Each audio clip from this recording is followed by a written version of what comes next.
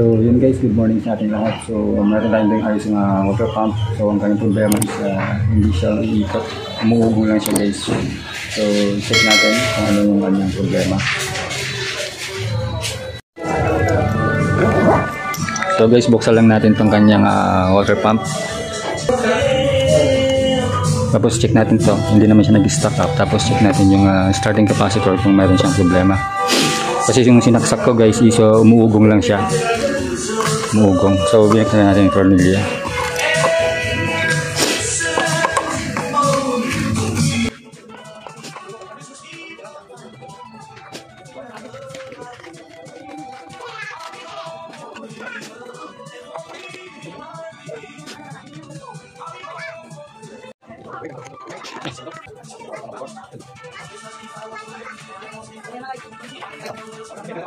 So check natin yung capacitor guys kung gumagana. 0.6, 0.5 lang siya guys. So may problema itong starting capacitor natin.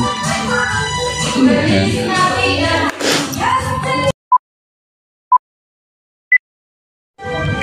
So tinanggal natin itong starting capacitor guys. So tignan nyo. Ayan. Yung lumobo siya. Ayan. Ayan. Ayan. Ayan. Ayan guys, ayan, may lobo siya. So meron tayo dito dalang starting capacitor din. Halos mas mataas lang konti, 20 siya, 20 microfarad.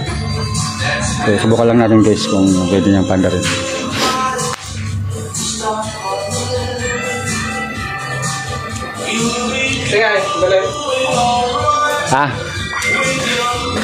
A few moments later.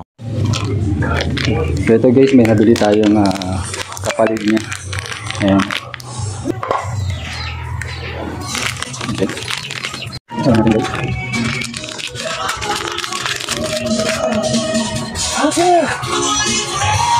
So tanggalin lang natin ito guys, nilagay natin na connection.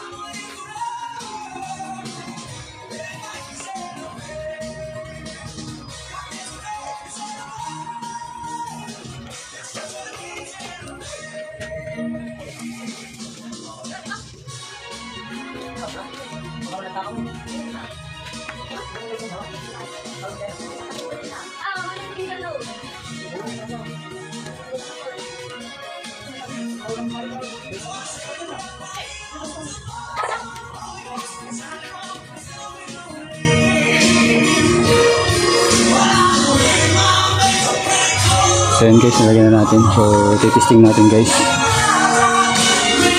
Yun. Oh, nagsakad.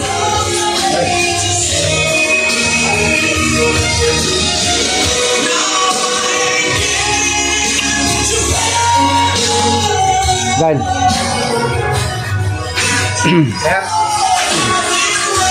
So saksak natin guys. So ayan, umikot na yung pump natin. Ayan, gumagana na. So starting capacitor ang ating problema.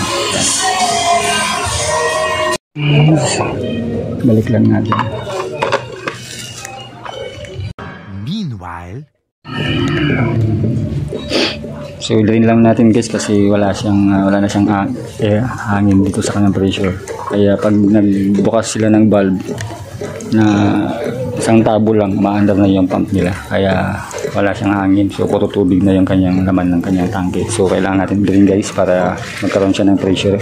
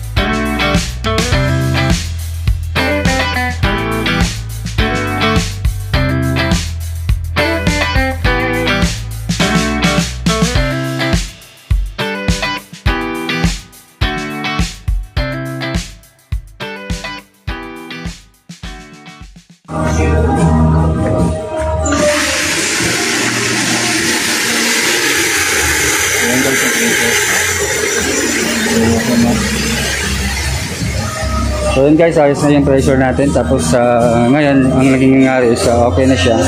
So dati kasi guys is wala pang santabo, maandar na yung pump nila. So ngayon, ang dahilan is yun nga, nagkaroon siya ng puno na ng tubig yung kanyang pump. Kaya pag nag-open sila ng valve, under agad yung kanyang water pump. So kailangan natin i-drain.